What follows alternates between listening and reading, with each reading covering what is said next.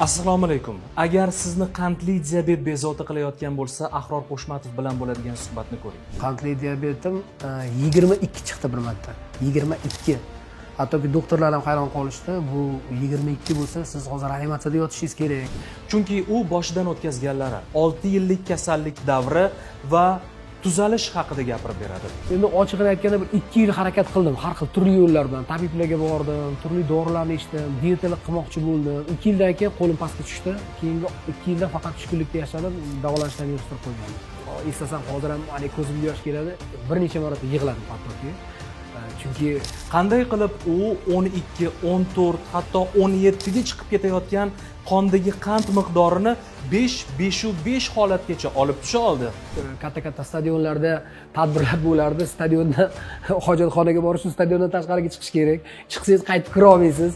Shunaqa bir azobli holatlarda o'tkazganman. 2 soatlar, 3 soatlar demak tadbirda o'tkazish kerak. Syomka jarayonlari ham shunaqa bo'lardi.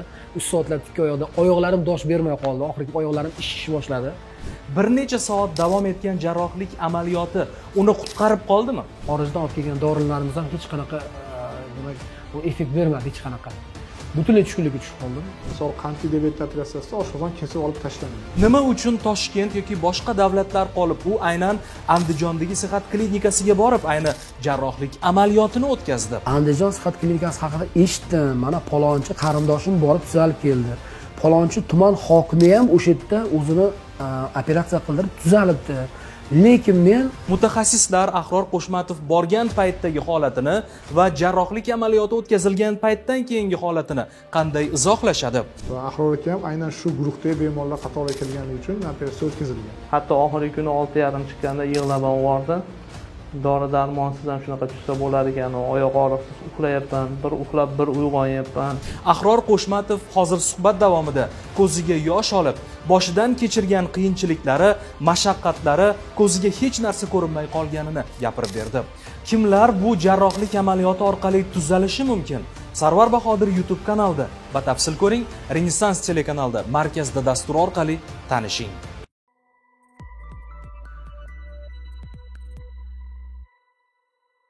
Ahrorga kelganda kasallik hali avj olib ketmagan, ya'ni ortga qaytmas asoratlar boshlanmagan edi, lekin bir qator shikoyatlar bor edi. Misol uchun nikturiya, kechasi hojatxonaga ko'p qatnash yoki bo'lmasam oyoqda o'sha angopatiya belgilari, ya'ni qon tomirlarini devorni yemilish hisobiga qon aylanishi buzilishi. Bu esa oyoqda sovqotish va og'riqlarga olib kelgan. Neyropatiya hisobiga nerv tolalari ishi buzilganligi hisobiga ichakda faoliyati buzilgan. Ya'ni qandli diabetda ko'p bemorlarda kuzatiladigan holat bu. Ichak o'zining vazifasini bajara olmay qoladi.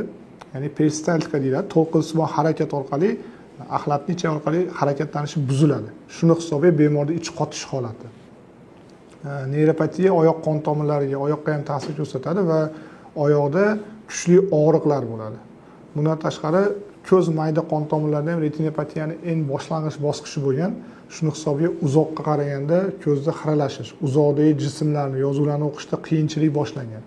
Lekin yaxshi tomoni bu asoratlar ortga qaytadigan bosqichda bizga murojaat etgan. Qand kasalligiga chalingan odam uning ortidan kelayotgan azobning qay darajada ekanini yaxshi biladi.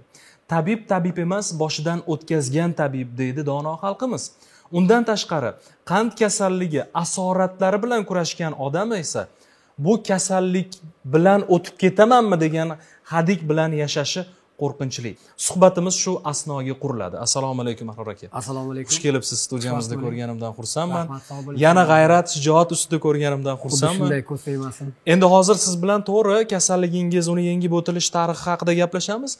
Ammo sizni birinchi bor ko'rgan odamlarda tug'iladigan an'anaviy savolni men ham bersam, imkon shou nima bo'ldi, qaytmaydimi, endi yo'qmi degan savollar. Imkon shoudan zo'rlarni boshlaganmiz. Hozir shiddat bilan, shijoat bilan bir emas, bir nechta kanallarda yangi shoularni tashkil qildik. Muxlislarga ma'qul bo'lib boryapti, muxlislarning soni ortib boryapti. Nasib bo'lsa, tez orada oldingidek Markaziy Osiyoga jarang sochadi degan umiddaman. Siz qo'l urgan loyihalaringiz o'zi oddiy loyihalar bo'lmagan shu paytgacha. Bunga tomoshabinlar ham amin. Ammo kasallik paytingizda tabiiyki ishtiyoqsizlik kuzatilgan. Qand kasalligi sizni bezovta qilgan-a? Juda ham qattiq bezovta qildi.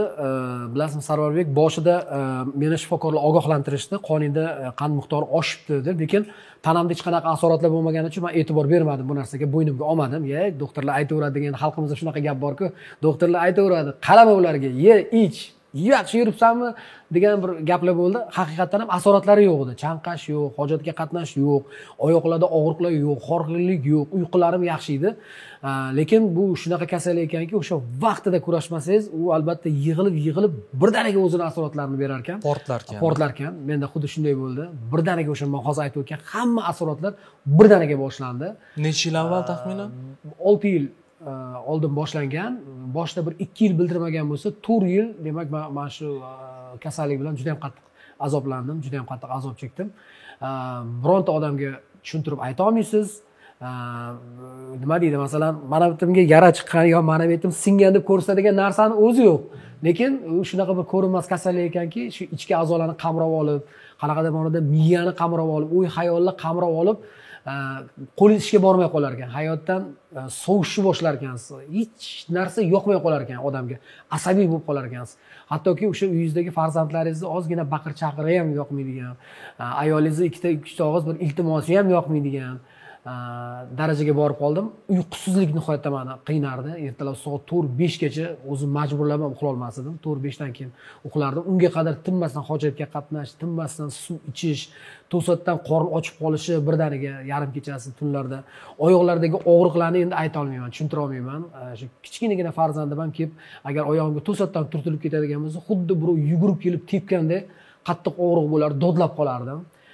O'zi amallab tongga yaqin uyquga ketasiz, to'satdan oyoqni tomir tortishib qoladi, juda ham qattiq og'riqdan dodlab uyg'onasiz, oyog'ingizni uqalaysiz. Mana shunaqa qiyinchiliklarni boshimdan kechirdim, hech kimga ayta olmaysiz. Nihoyatda og'ir bo'ldi. Oxir oqibat keyin chorasini izlashni boshladim. Lekin bilmadim, bu endi ruhiyat bilan bog'liqmi yoki qanaqadir bir boshqa sabablar bormi? Oxir oqibat dorilar ham ta'sir qilmay qo'ydi. Xorijdan dorilar olib keltirib, do'stlarimiz orqali iltimos qilib olib keltirib, xorijdan olib kelgan dorilarimiz ham hech qanaqa, demak, u effekt bermadi hech qanaqa. Butunlay tushkunlikka tushib qoldim. Endi o'sha oldin qariyalardan eshitardik, yosh katta odamlardan eshitardik. Endi o'zim ham o'sha so'zni tilga olishga majbur bo'ldim. Nahotki endi tamom, endi hammasi shu bilan ketaman, nahotki deb. Chunki oyoqdagi og'riqlar shu darajada kuchayib ketdiki, shu eshitganmiz-da, qandli diabet bo'lgan odamni oyog'ini kesishibdi yoki bo'lmasa oyog'i hech narsani sezmay qolibdi. Endi nahotki shu darajaga boradi degan bir qattiq bir tashvishlar bilan, o'y tashvishlar bilan botib qoldim-da shu narsaga. Ba'zi qandli diabetdan aziyat chekayotganlar hatto oyog'ini issiqqa tegib turganini sezmaydi-da, kuydirib olganini sezmaydi. Hozir menda shunaqa tanishlarim bor, shunaqa og'aylarim bor, hattoki igna kirib ketsa sezmaydi oyog'iga. Shu darajada sezgi o'lgan oyog'ida. Shunaqalar bor. Demak, sizda hamma jarayon birdan boshlangan. Birdan boshlandi, hammasi. O'zi necha yurardi qonda qand miqdori belgi berguncha? Belgi berguncha ham baland edi. 12-14 darajada edi, lekin organizm yosh bo'lgan, baquvvat bo'lgan, qanaqadir shuni nimandir hisobiga yengib kelaverganda. Keyin oxir oqibat o'zini asoratlarini ko'rsatish boshlagan paytda 17-22 darajagacha chiqib ketdi. Shifokorlar hattoki hayronda, "Sen hozir shu holatingda sen reanimatsiyada yotishing kerak. Komada bo'lishing kerak. Komada bo'lishing kerak. Zudlik bilan больницаga yotishing kerak" degan anaqa ko'rsatmalar bo'ldi. Orada bir yotishga ham qaror qildim, lekin shu dorilar ta'sir qilmaganini ko'rgandan keyin bar foydasi yo'q degan narsa bo'lib qoldi-da qanaqadir. Qancha muddat davolanishda kechdi umr? Endi ochig'ini aytganda bir 2 yil harakat qildim, har xil turli yo'llar bilan tabiblarga bordim, turli dorilarni ichdim, diyetalik qilmoqchi bo'ldim. 2 yildan keyin qo'lim pastga tushdi. Keyingi 2 yilda faqat tushkunlikda yashadim, davolanishdan yig'ishtirib qo'ygandim. Ana shu tushkunlikdagi 2 yil azob-a o'zi aslida. Nihoyatda azob. Kurash davrida ham u qadar sezilmasligi mumkin. Ammo kurashdan to'xtaganingizdan keyin hammasi bilina boshladi. Hamma narsani o'zini anaqasini hayotga bo'lgan qiziqishim yo'qolib qoldi-da. Zavq yo'qolib qoldi. O'shancha ijodim ham to'xtab qoldi.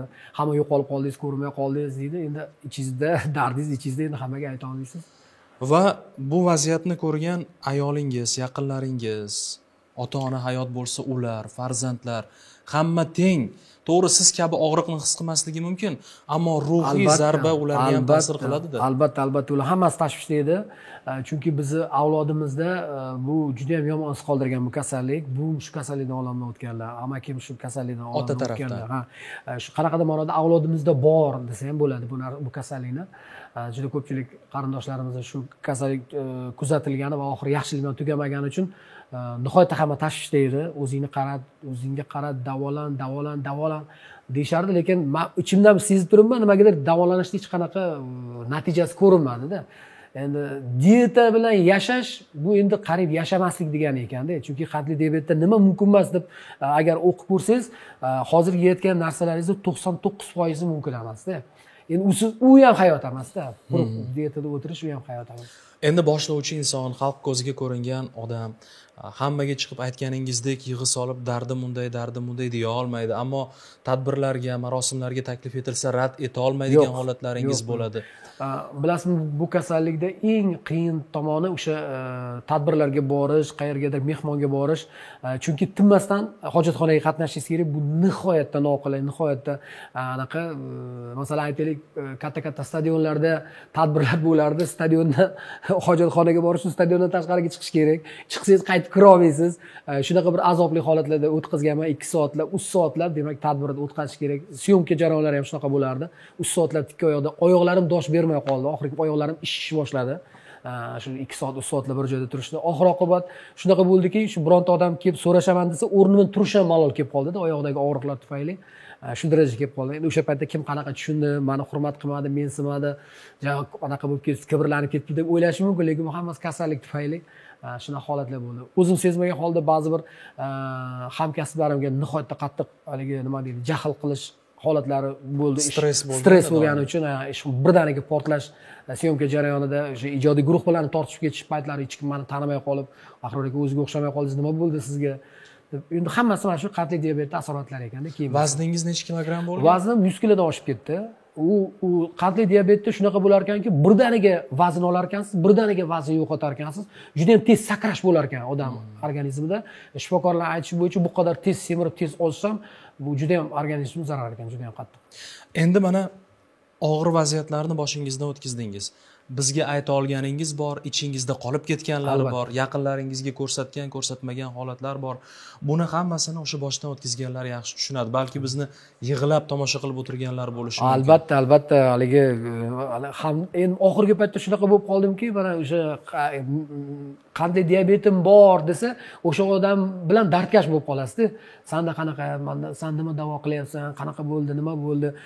Lekin oxirida qanaqadir bir yechim yo'q o'xshab tuyulaveradi. O'sha dori ichib yurganlar, dieta qilib yurganlar, oxiri qiyinda baribir dietani buzib qo'yaman, ushlay olmayman yoki bo'lmasa dori ichish jonimga tegdi, ichim apteka bo'lib ketdi deb dardlashasiz-da, qanaqadir ma'noda hamdard bo'lib qolasiz.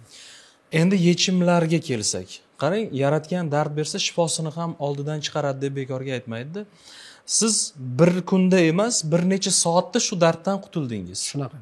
Sahr kasalligidan bir necha soatda qutuldingiz. Bu misli ko'rilmagan narsa-da. Ishonish juda ham qiyin. Ochiqni aytganda, endi oxirgi chora sifatida qaradim bu narsaga.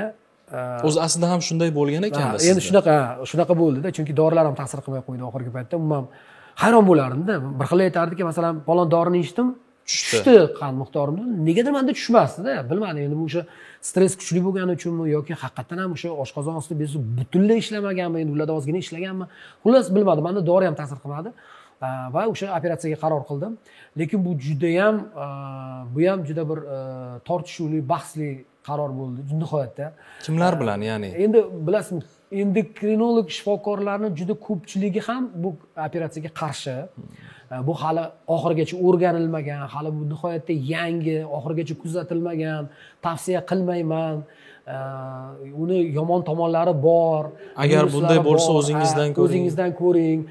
Hattoki o'sha meni ko'ndirish olmagandan keyin yaqin qarindoshlarimga ham shunaqa tavsiyalar berishdiki, hatto nogiron bo'lib qoladi, bir joyda yotib qoladi, yura olmay qoladi degan juda ham qattiq qo'rqinchlar bo'ldi. Hattoki o'sha operatsiyaga kirishimdan 10 daqiqa oldin ham ba'zi bir tanishlarim, ba'zi bir yaqinlarim, qarindoshlarim telefon qilib, meni hali ham bo'lsa kechamas, meni hali kirgani yo'q, kirmadim. Fikringdan Qaytarishga harakat qilishdi, lekin men o'zimda bir kuch topdim shu narsaga.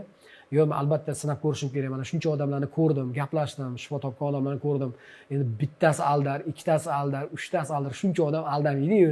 Nima foyda ularga aldab? O'zi boshidan o'tkazgan bo'lsa, qiynalgan bo'lsa, qiynaldim deb aytardi-da degan bir aniq bir xulosaga kelib, o'sha operatsiya stoliga yotishga qaror qildim. Aynan nima uchun Andijondagi sihat klinikasi? Toshkent bor, boshqa respublikalar bor. Bu gapingizda jon bor. Endi bilasizmi, yana o'sha internetga kirib, ijtimoiy tarmoqlar orqali fikrlarni o'rgansam, operatsiya qilayotganlarning orasida ham nima deydi, firibgarlar bor ekan, rostdan ham. Firibgarlar bor ekan. Hali to'liq o'rganmasdan turib, bilmasdan turib yoki bo'lmasam faqat ozish uchun bo'lgan o'sha jarayonni o'tkazib, operatsiya jarayonini o'tkazib bo'ldi, mana seni Sahrga operatsiya qildik deydigan holatlar ham bor ekan. Dastlab ularda ham natija bo'lar ekan, dastlab. Ularda 30% natija bo'lar ekan, keyin darrov yana takrorlanar ekan. Mana shunaqa aldovlar haqida o'qiganimdan keyin ochiq qo'rqib qoldim. Ishonchli bo'lmasa, katta miqdorda tajribasi bo'lmasa, bormayman deb qaror qilib shu nuqtai nazardan izlanishni boshladim va o'sha Andijondagi sihat klinikasida to'xtadim.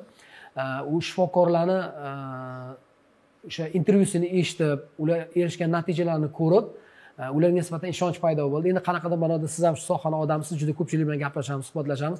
Qanaqadir ma'noda psixolog bo'lib qolganmiz. Kim aldayapti, kim reklama uchun gapiryapti, kim chin dildan gapiryapti, bu narsani ajrata olamiz. O'sha yerda o'sha xirurg Ulug'bek akani intervyusini ko'rganimdan keyin shu odamga nisbatan menda ishonch paydo bo'ldi. Keyin ularga aloqaga chiqib, o'zim qarorimni aytdim, ular ham qarorimni qo'llab-quvvatlashdi. Menga dalda bo'lishdi. Hammasi yaxshi o'tdi. Qandli diabetim 22 chiqdi bir marta. 22. Birinchi bo'lib o'sha ko'p chanqash, ko'p suv ichish, hojatga juda ko'p qatnash, xronический prostata, ya'ni o'sha prostatani shamollashni tuzalmasligi, uzoq vaqt davom etishi. Qolaversa, sekin-sekin oyoqlarda sovqotishlar boshlandi. Oyoqlarda qaqshab og'rishlar boshlandi. Keyin arzimagan, demak, o'sha nima deydi, shilinishlar ham uzoq vaqt bitmay qo'ydi. Mana qo'llarimda ham hozir bor, badanlarimda, ayniqsa oyoqlarimda bu narsa juda bilina boshlandi. Turkiyaga borib operatsiya qildirish biroz qimmatroq edi u paytda. Endi hozir sal arzonlashibdi. U paytda u yigit aytgandiki, eng kami o'sha $11,000, bo'lmasa bir $14,000gacha pul ketadi degan edi. Menga ochiq ozgina qimmatli qildi bu narsa va men buni o'sha boshqa variantlarni qidirishga harakat qildim. O'sha Rossiyada bor ekan, yo'qda bor ekan. Endi ochig'ini aytganda, variantlar juda ham ko'p ekan. Toshkent shahrida ham bir qancha klinikalar bor ekan. Toshkent shahrida ham shunaqa operatsiyalar o'tkazilar ekan. Lekin juda ko'pchilik so'raydi, nima uchun siz Andijonga bordingiz? Nima uchun Andijon sihat klinikasiga bordingiz?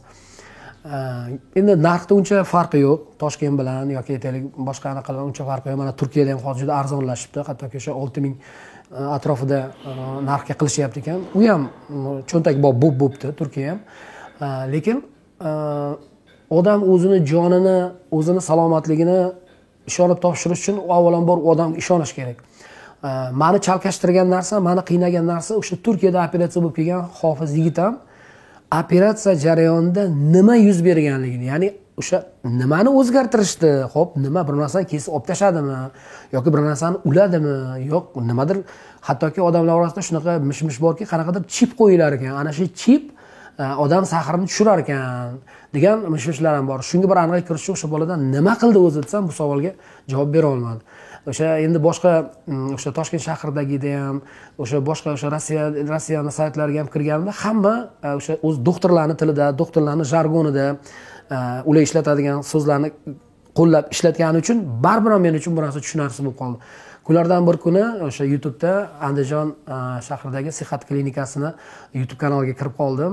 U yerda menga birinchi yoqqan narsa o'sha vrachni gapirish ohangi.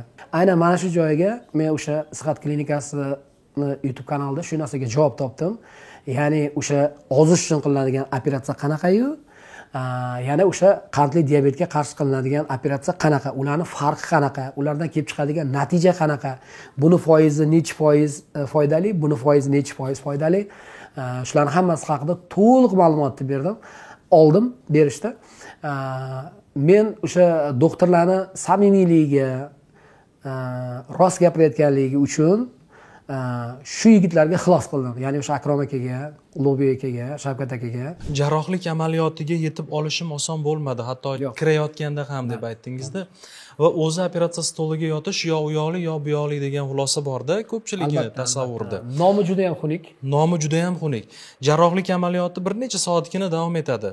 Aytaylik, taxminan 3 soat davom etgan bo'lsa kerak sizda ham. Endi doktorlarning aytish bo'yicha 2 soatga yaqin juda yengil o'tdi sizniki, yengil bo'ldi deyishdi. Endi odamni o'zini qanaqadir sozlashiga ham bog'liq ekanda. Siz yaxshi bir kayfiyatda, qanaqadir ishonch bilan kelgandingiz, qanaqadir o'sha operatsiya jarayoni ham yengil o'tdi deyishdi-da shifokorlar bizlarga.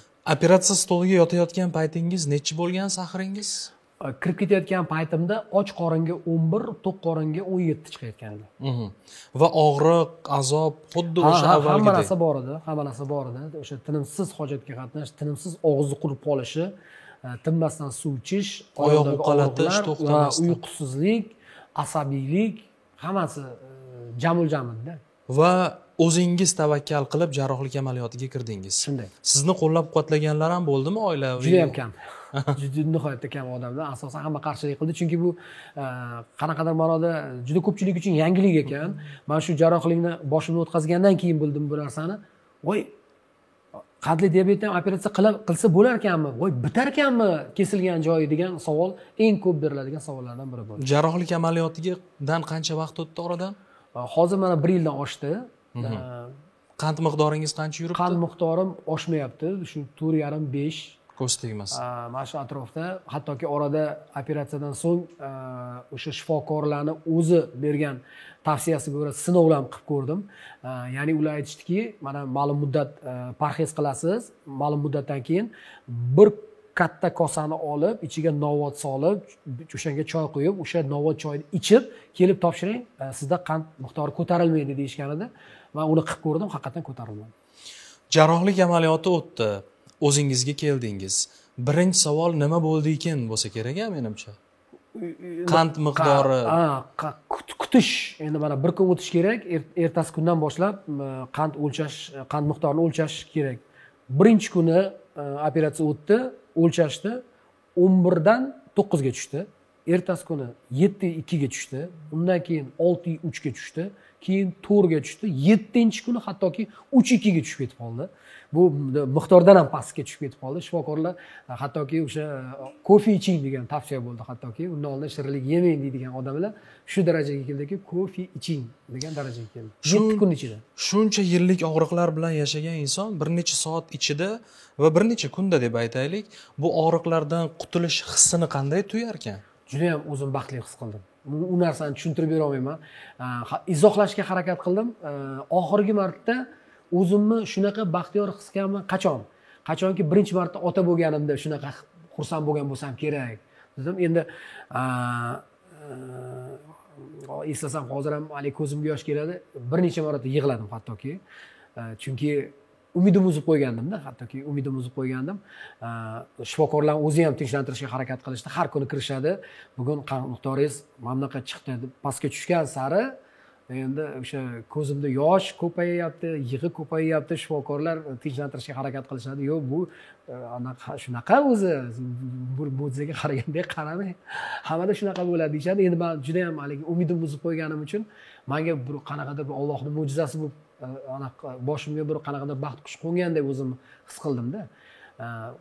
Endi o'sha eyforiya holatda yurdim. Bilmayman, endi bir 2 oymi oyog'im yerga tegmadi, osmonda uchib yurdim. Hech qanaqa tashvish, hech qanaqa g'am, hech qanaqa muammo meni asabimni buza olmadi-da. Chunki bu kasallikdan qutulishning yo'li yo'q degan bir anaqaga kelib qolgandim-da, xulosaga kelib qolgandim. Qarang, bekorga aytishmas ekanda, tanang og'rib tursa, topganing tatimaydi. Yo'q. Baxting, omading, tanang sog'lig'i, sen topayotgan daromad seni baxtli qila olmaydi degan xulosa. Shunday, albatta. Hattoki ishoning, hozir eshitganlarga g'alati tuyulishi mumkin. Farzandlaringiz ham ko'zingizga ko'rinmas ekan. Kasal bo'lgan paytingizda bir og'iz gapi yoqmay qolar ekan, hattoki shunaqa asabiy holatda. Hozir juda ham baxtiyorman, juda ham xursandman. Mana hozir operatsiyadan so'ng menda o'sha tabiiy ozish jarayoni boshlandi.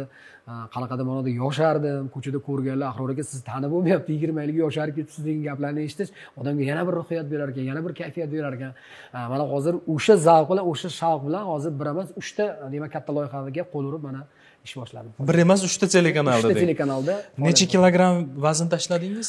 Taxminan 28 kilogramm tashladim. Bundan ham ozg'inroq edim. Ozish protsessi davom etayotgan edi. Shifokorlar aytishicha 35 kilogacha vazn tashlashim kerak edi. Lekin men shou biznes vakili bo'lganim uchun nihoyatda qattiq o'zgarib ketish menga to'g'ri kelmadi. Sababi o'sha tadbirlarga, to'ylarga, konsertlarga borsam, muxlislar tanimay qolishdi meni.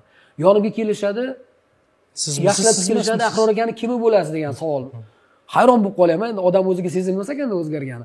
Hattoki shunaqa voqealar bo'ldiki, muxlislar rasmga tushib turib, borib do'stlari bilan nimadir gaplashib, qaytib kelib, siz Ahror aka emas ekansiz-ku, nimaga u odam nomini sotasiz? U odam boshqa odam ekan, deb o'sha oldingi holatdagi rasmni ko'rsatyapti. Mana u odam, siz u emassiz. O, menman shu odam. Operatsiya jarayonini boshimdan kechirdim. Shuning uchun ozib ketdim.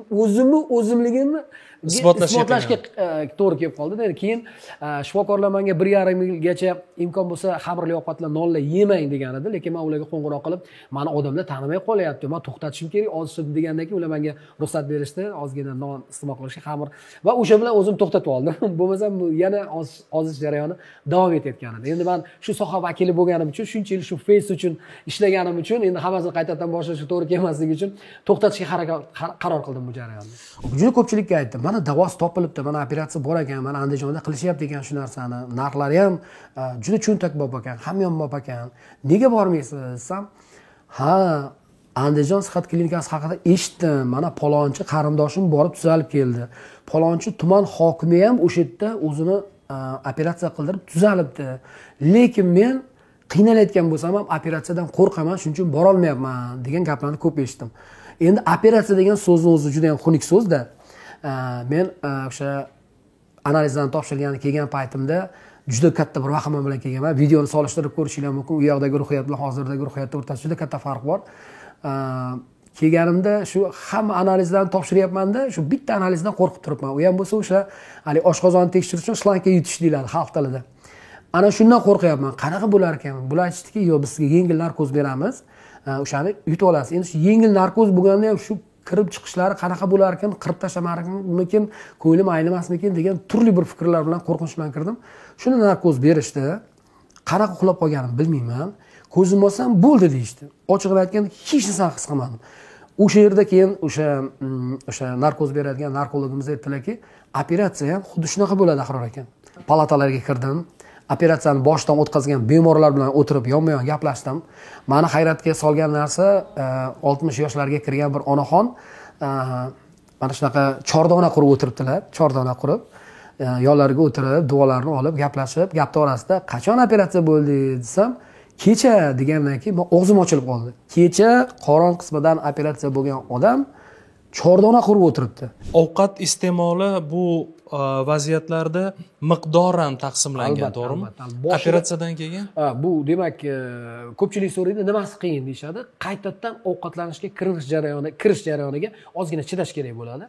Oshqozoningiz yangi bo'ladi, xuddi chaqaloqnikidaqa. Mana chaqaloqni oshqozoni hech narsani tatib ko'rmagan, hamma narsani ta'mini boshqatdan his qilishni boshlaysiz va sizni xohishlaringiz o'zgarib ketar ekan. Men o'sha operatsiyaga kirishdan oldin qandli diabet bo'lgan holatimda shirinliklarni nihoyatda yaxshi ko'rardim.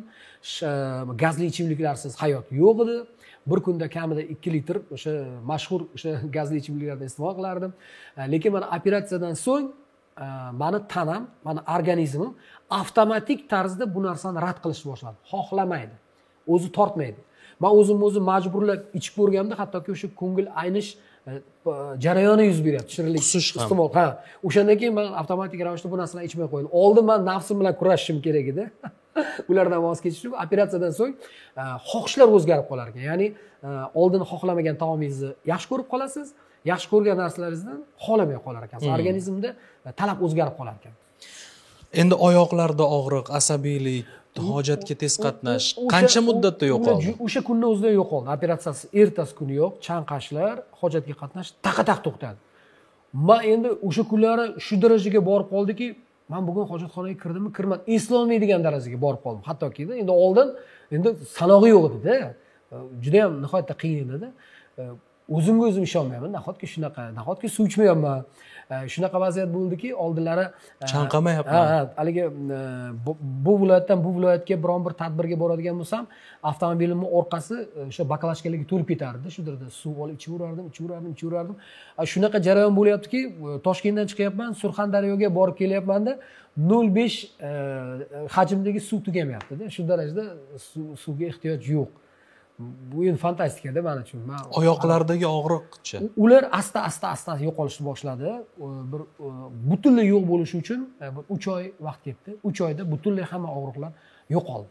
Va o'sha oyog'idagi uvishish tabiiy jarayonga o'tdi-da. Yodingizda bo'lsa, mana yoshligimizda bir tomonimizda yotib qolsak, qanaqa jimirga o'xshagan mana tabiiy bo'ladi-yu. Shunaqa bo'lganda birinchi marta his qildim-da, mana shunaqa tabiiy jimirlashni. Voy, xuddi oyog'imdagi sezgili uyg'onayotgandek bir jarayon bo'ldi-da. Oldingi uvish bilan bu uvishning o'rtasida juda ham katta farq bor-da. O'sha asta shunaqa jarayon bo'lib ular ham butunlay tark etdi oyoqlarni. Haqiqatda 28 kilogramm vazn tashlab, 28 yoshni ham ayiribsiz-da o'zingizdan. Shunaqa desam, ortga qaytibsiz. Juda ko'pchilik yaqinlarim, tanishlarim tanib bo'lmaydigan darajada o'zgarib ketibsan, yosharib ketibsan deb juda yaxshi gaplarni gapirishdi, yaxshi motivatsiya berishdi. Uchib yuraman men hozir. Hozir mana holatingizni o'zimiz ko'rdik, shifokorlar bilan gaplashdik, ulardan ham intervyular oldik. Ammo endi shou biznes olamida shunday.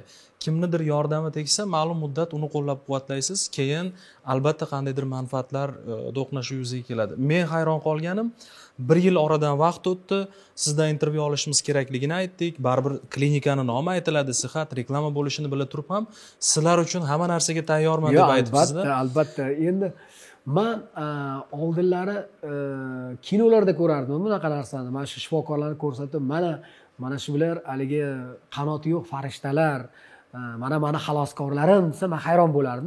Boshiga tushmaguncha odam bilmas ekanda. Haqiqatan ham endi tasavvur qiling, meni taqdirim avvalo Allohdan, lekin ikkinchi o'rinda o'shalarning qo'lida edi-da. Shu insonlar, demak, o'sha ular ham nima deydi? O'zlarini kerak bo'lsa o'sha shuncha yillik erishgan obro'sini o'rtaga qo'yib operatsiya qilishdi-da. Mana masalan, ular ham men aytmoqchimanki, bu shifokorlar ular uchun ham risk bo'lgan. Albatta, ular uchun ham tavakkalchilik bo'ldi-da. Agar Xudo ko'rmasin nimadir bo'lib qolsa, ularning ham shuncha yillik obro'si, shuncha yillik shu taroz palasida turganini ular ham his qilib turgan. Ularga rahmat. Hammasi juda ham chiroyli o'tdi. Hech qanaqa og'riqlarsiz, hech qanaqa oqibatlarsiz, yomon oqibatlarsiz juda ham yaxshi o'tdi. Men o'zim qayta so'radim, ba'zi bir bemorlarda ozgina bo'lsa ham qanaqadir sanchishlar, ozgina bo'lsa ham qanaqadir bir og'riqlar sezishayotgan ekan. Men shuni nimagadir sezmadim desam, bu endi odam o'zini ruhiyatiga bog'liq, ya'ni o'sha o'zini tayyorlashga bog'liq. Siz shunaqa tuzalaman deb keldingiz-da, mana shunaqa kelgan odamlarda haqiqatan o'sha hamma jarayon yaxshi o'tadi degan ma'noda bir gap aytdi. Endi bu qanchalik to'g'ri, qanchalik anaqa bilmadim, lekin haqiqatan ham menda hech qanaqa asoratlarsiz o'tdi. Hattoki operatsiyadan so'ng ham hech qanaqa og'riq his qilganim yo'q-da. Ertasi kuni uyg'ondim. O'zimda ozgina haligi ruschasiga aytganda diskomfort his qildim xolos mana shu qismda, lekin u og'riq emas. Go'yoki ko'p ovqat yeb qo'yganman-da, ovqat tiqilib qolganda oshqozonimga, go'yoki ichaklarimga shunaqa ozgina diskomfort his qildim. U ham o'sha birinchi kun.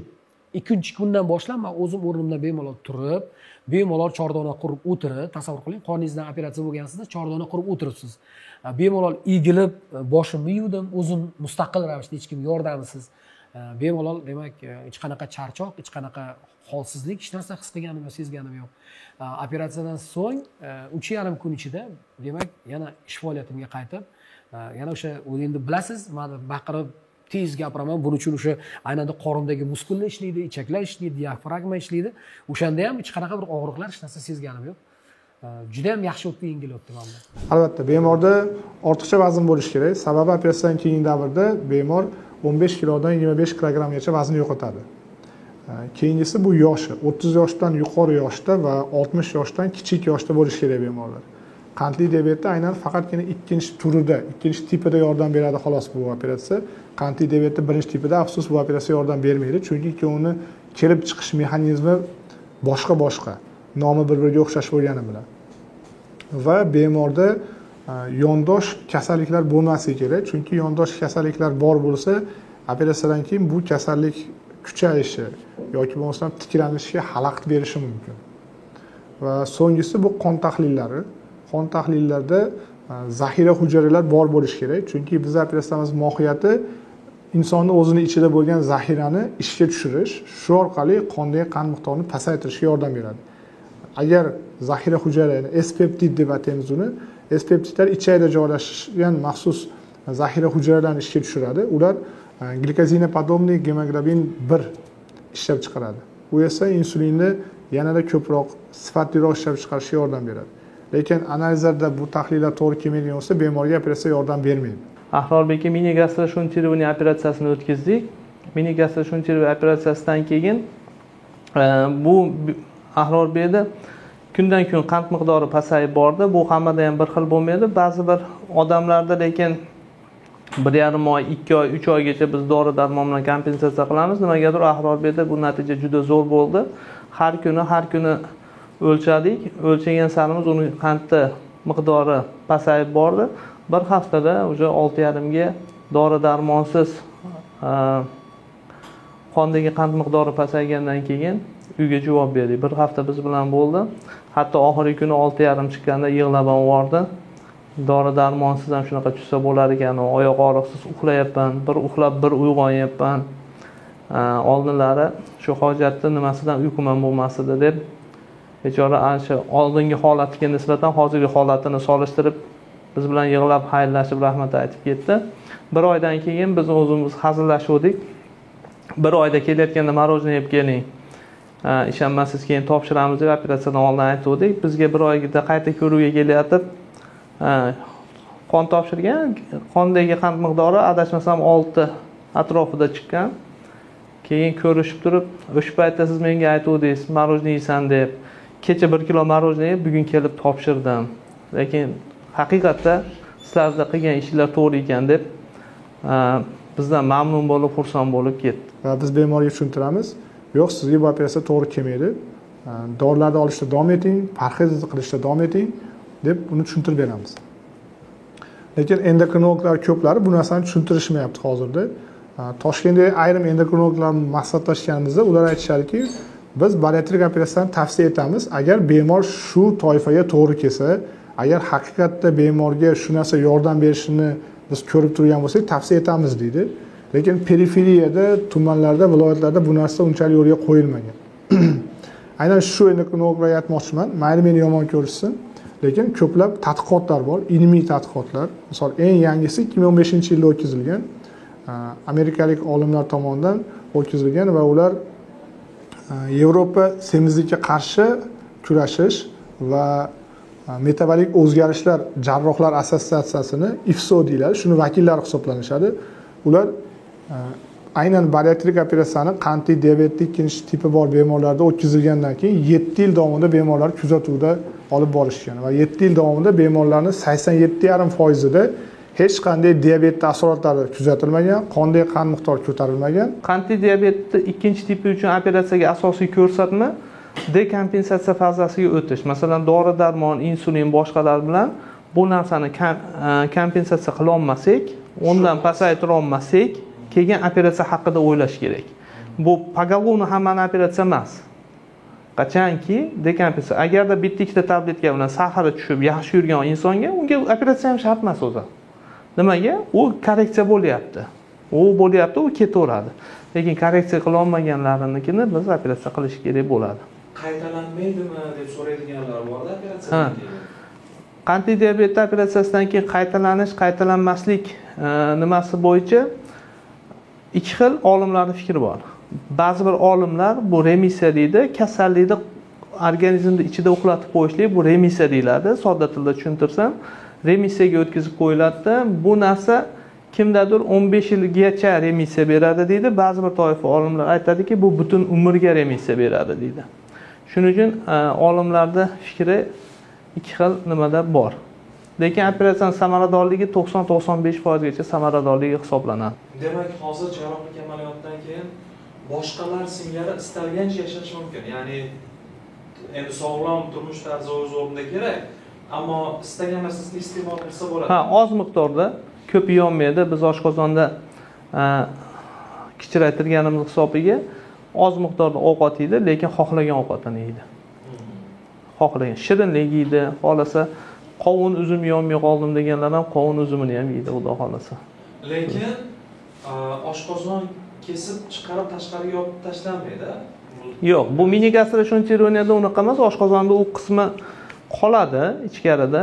Mana rasmda nima bu qoladi, bu qism ham hazmda ishtirok etadi. Bu yerdagi fermentlar, kislota, xlorid kislota, oshqozon osti bezining suyuqliklari, safro, boshqalar hammasi ichakda 1,5 metrdan keyin hazmda ishtirok etadi bular.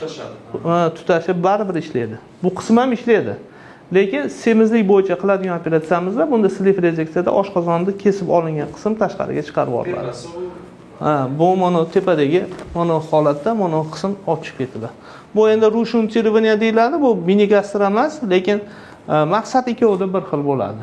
Bu onda rushuntirivaniya bu operatsiya nomi. Mini gastroshuntirovanyada ham maqsad bir xil shunaqa. Albatta, bemorlar operatsiyadan keyin ertasi kundan boshlab o'zlarida o'zgarishlar sezishni boshlashadi va ertasi kundan boshlab bemorlar biz ovqatga kiritamiz. Ko'pchilik o'ylaydi, bu murakkab operatsiya, oshqozonni yarim kesib olib tashlaydi. Yo'q, bariatrik operatsiyalarda umumiy nomi bariatriya bo'lgani bilan, lekin qandli diabet to'g'izlagan operatsiyada hech qaysi a'zo kesib olib tashlanmaydi. Faqat strukturaviy o'rni alishtiriladi va jarayoni o'zgartiriladi xolos. Misol qandli diabet operatsiyasida oshqozon kesib olib tashlanmaydi. Bemorlar tez tiklanadi. Operatsiyadan keyin 2-3 soat o'tgandan keyin o'rnidan turib bemorlar yurishlari mumkin, harakatlanishlari mumkin. Va biz buni o'zimiz tavsiya ham etamiz, ya'ni trombemboliya bo'lishini oldini olish maqsadida operatsiyadan keyingi davrda bemorlarni medpersonal o'rnidan turgizib, harakatlantirib yurgizishadi. Va bu hech qanday ularga qiyinchilik tug'dirmaydi. Yuqorida aytib o'tdingiz, tanlovlaringiz o'zgarib qolar ekan. Endi hayotiy xulosalarchi? Avval qanday o'ylardingiz, sog'aygandan keyin qanday o'ylay boshladingiz? Bilasizmi, baribir insonda unutuvchanlik degan bir tushuncha bor ekanda. Bekorga inson so'zi unutuvchi degan so'zni olmagan ekan. Mana shu operatsiya jarayoni tugadi, mana shu yaxshilandim, tuzaldim.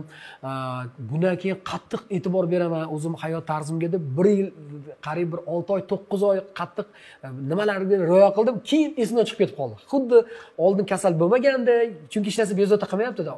Boshda qo'rquv bo'ladi, qayta o'lchaverasiz, qayta o'lchaverasiz, vaziyat qanaqa ekan, nima bo'lar ekan deb. O'zim ham o'sha Sihat klinikasiga qayta shifokorlarni ko'rishga bordim.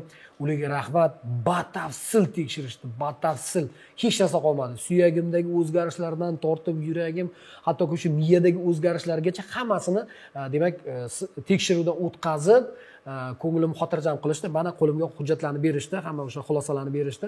Hammasi joy-joyida, hammasi chiroyli. Aksincha, yana ham yaxshiroq ishlayapti ichki organlaringizga ham xulosani berishdi. Qanaqadir hozir xotirjam bo'lib qoldim. Endi to'g'ri, organizm o'zi xolamaydi, hozir unaqa baribir oldingi yomon odatlarim yo'q. Hozir erkin yashayapman. Oldingida cheklash yo'q. Xayolimda turmaydi, men kasalman, yeyish mumkin emas degan narsa yo'qolgan qanaqadir. O'sha shifokorlar o'zi aytishyaptiki, agar organizm talab qilsa, o'sha shirinlik talab qilyaptim, yeng shirinlik, lekin o'sha ko'p miqdorda emas, lekin iste'mol qiling degan ruxsati bor. Betoblik davringizda kimlarning yoki nimalarning qadriga ko'proq yetdingiz? Endi bilasizmi, kasal bo'lib qolsangiz, qo'pol qo'yayotganda baribir hech kimga kerak emas ekansiz. Bu narsani o'zingiz shu narsani shunday sharoit yaratib qo'yar ekansiz, shunaqa hech kim sizga tegmay qo'yar ekan. Bezovta qilmaylik shuni, asab buzilmasin yoki bo'lmasam shuni qiynamaylik degan bir holat kelib qolar ekansizda. Endi mana hozir yana o'sha aktiv holatga qaytib, yana o'sha 10 yil, 15 yil oldingi o'sha aktivlik darajamga qaytganimdan keyin endi shu narsani saqlab qolishga harakat qilaman baribir. Shu xayolimda turadi baribir. Mana shu holat saqlab qolishim kerak, o'ylashim kerak, salomatlik haqida qayg'urishim kerak degan xulosa bor baribir. Yaqinlaringizning o'ylovi ham yo'q endi bu borada. Yo'q, hammalar xursand. Ayniqsa onam xursand. Eng ko'p tashlangan, g'am chekkan, endi onalarni bilasiz. Bolasi og'risa xuddi o'zi og'riganday, bolasi kasal bo'lsa o'zi kasal bo'lganday. Onam men bilan birga kurashdi bu kasallik bilan. Hozir mana ko'ngillari xotirjam. Har safar shu analiz topshirganimdan keyin qo'ng'iroq qilaman. Mana hozir analiz topshirdim. Onajon, hammasi mana shunaqa holatda bo'ldi desam, voy xayriyat deb. Ular ham shu Sihat klinikasi shifokorlaridan qayta duo qiladilar. Hammamiz xursandmiz, baxtlimiz, Allohga shukr. Bardavom bo'lsin ilohim. Oxirgi paytlarda xotiraga ham ta'sir qilishni boshladi. O'sha oddiy so'zlarni esdan chiqarib qo'yib, hamkasblarim otini esdan chiqarib qo'yib, yonimda o'tirib hamkasbim nima deb murojaat qilishni bilmayman. Shunaqa qiyinchiliklar bo'lardi. Xudo xolasa endi hammasidan operatsiyadan keyin qutulaman deb o'tiribman. Qushdan yengil bo'laman deb o'tiribman. Mana hozir doktorlarimiz hazillashdi, hattoki garderobingizni ham polni almashtirasiz, butunlay kiyimlaringizni kimlargadir sovg'a qilasiz, ixchamgina yigit bo'lasiz, o'sha manekendagi kiyimlarni kiyasiz deyishdi. Qani endi bu orzuyim bu har bitta inson uchun menimcha bu orzu bo'lsa kerak. Shuning uchun ikkilanmanglar, kelinglar, vaqtni behuda o'tkazmanglar. Chunki bilasizlar, qandli diabetni o'sha asoratlari juda ham yomon. Agar kutib ertaga indinga o'tirsangiz, ichki a'zolaringizni ishdan chiqarib qo'yishingiz mumkin. Oyoqlarda gangrenalar boshlanishi mumkin. Hattoki mana bizni tasvirga olayotgan operatorimiz Doniyorbek ham ushbu jarayondan o'tgan, o'zlaridagi asoratlarni gapirib berib, o'sha barmoqlarini hech narsani his qilmay qolganligi, hattoki o'sha barmoqlarning orasiga igna tiqsa, ignani sezmayotganlik darajadagi vaziyat hozir mana operatsiyadan keyin butunlay yo'qolib, sog'lom bo'lib ketganligini ko'rib turibman. Mana qad qomatlari ham shunaqa bir kelishgan, chiroyli yigit bo'lganlar. Men ham niyat qilaman, xudo xolasa operatsiyadan so'ng mana Doniyorbekka o'xshab o'zim professional vazifamni ixchamgina bo'lib, sog'lomgina bo'lib, sizlarning oldingizga chiqib, xudo xolasa mazza qilib bajaraman. Shoshilinglar o'rtoqlar. Sihat klinikasida qandli diabetga davo bor. Ham narxlar cho'ntakbob, sharoit endi o'sha Turkiyada qanday bo'lsa, xuddi shunday sharoit qilib qo'yishibdi. Men ochiq uncha-muncha oteldan, uncha-muncha mashhur mehmonxonalardan kam emas sharoiti. Biron bir haligi bir xil joylarga borsangiz, больницаning hidi bo'ladi-yu. Sihat klinikasida unaqa emas. Sihat klinikasiga kelsangiz, qanaqadir bir zamonaviy bir ofisga, zamonaviy bir mehmonxonaga kelgandek o'zingizni his qilasiz, tasavvur qilasiz. Eng muhimi shifokorlarning xushmuomalaligi. Mana hozir ham kelishdi Akrom aka, Ulug'bek aka, Shavkat aka. Shunaqa bir chiroyli muomala qilishadiki, o'zingizni ishonib topshirgingiz keladi shu insonlarga. Menimcha birinchi o'rinda har bitta bemor uchun muhim narsa, ya'ni operatsiya qaroriga kelish uchun shu narsa juda ham muhim. Ya'ni u doktorga ishonish kerak. Men bu doktorlarga ishondim va ularga ishonganim uchun ham aynan Andijondagi sihat klinikasini tanladim. Bu kasallikdan tuzalganlar bilan gaplashgansiz va boshqalarning tavsiyasiga qarab ish tutgansiz siz ham. Endi bilasizmi, men gaplashgan odamlarning juda ko'pchiligi aynan mana shu kasallikdan, bilasizmi, mana operatsiya bo'lmoqchi bo'lgan odam kelib turib, nimani kesadi, nima qoladi degan savol berar ekanda. Nima o'zgardi? Nima deganda juda ko'pchilik men o'sha murojaat qilgan odamlar tushuntirib berisha olmadi bu narsani. Endi men bilmadim, jurnalist bo'lganim uchunmi yoki tabiatan shunaqa qiziquvchan bo'lganim uchun men o'shan ipida ignasiga o'rganmagunimcha operatsiya stoliga yotmadim. Hamma jarayonni ilmiy tarafini aniqladim. Bor narsami o'zi ilmda, shu narsa yo'qmi? Shu narsani o'sha o'qib, adabiyotlarda o'qib, yana bitta o'sha yerda shunaqa so'zga duch keldim. Qayta-qayta o'sha professorlar, ma'lum mashhur professorlar shu sohadagi aytishyaptiki, bu jarrohlik amaliyoti hattoki ko'richak amaliyotidan xavfsiz deyishyapti. Aynan men o'tkazgan jarrohlik amaliyotini o'sha ko'richakdan xavfsizroq ekan hattoki. Keyin hozir mana endi men o'zim mana shu jarrohlik amaliyotini targ'ibotchisiga aylanganman. Bepul. Menga hech kim pul taklif qilgani yo'q. Kim mana siz mana shu operatsiyani boshdan o'tkazibsiz desa, men yo unga Telegram orqali yoki agar uchrashish imkoniyati bo'lsa, uchrashib soatlab mana shu jarrohlik amaliyoti haqida, uni keyingi holati haqida gapiraman. Telegramda maxsus tayyor qilingan ma'lumotlar yig'indisi bor. U yerda o'sha operatsiyani o'sha qanaqa shaklda bo'lishini tushuntirilgan videosi bor. Mashhur o'sha yerda aytaylik bir 900 dan oshiq kasallar jamlangan, ya'ni tuzalgan kasallar, operatsiya bo'lmoqchi insonlar jamlangan Telegram kanal bor. U yerda o'sha shifoxonaning lokatsiyasi bor, doktorlarning telefonlari bor. O'shalarni tavsiya qilaman. Hattoki o'zim ham yarim shifokor bo'lib qoldim. Ya'ni sizni nima deb o'sha hamma sharoitlarni so'rab, "Yo'q, sizga bu operatsiya to'g'ri kelmas ekan, lekin buni mana bunaqa operatsiya turi ham bor. Mana bunaqa operatsiya turi qilishingiz kerak ekan" deb qanaqadir ma'noda yarim shifokor ham bo'lib qoldim. Targ'ibotchiga aylanib qoldim. Chunki o'zim boshimni o'tkazganman, qanaqa qiyinligini bilaman-da va ularni qanaqa savollar qiynayotganligini bilib turganim uchun ular savol bermasdan turib ularning javobini beraman hozir. Ilohim salomatligingizda bundan keyin muammolar kuzatilmasin, chunki bugun sizni kuzatadiganlar, ilgari kuzatganlar ham shijoatingiz, muxlissevarligingiz va dasturlarni o'ziga xos tarzda olib borishingiz uchun hurmat qilishadi va hurmatga sazovorligingiz ham hech qachon sizni tark etmasin. Rahmat. Suhbat uchun rahmat. Sog' bo'ling, salomat bo'ling. Rahmat.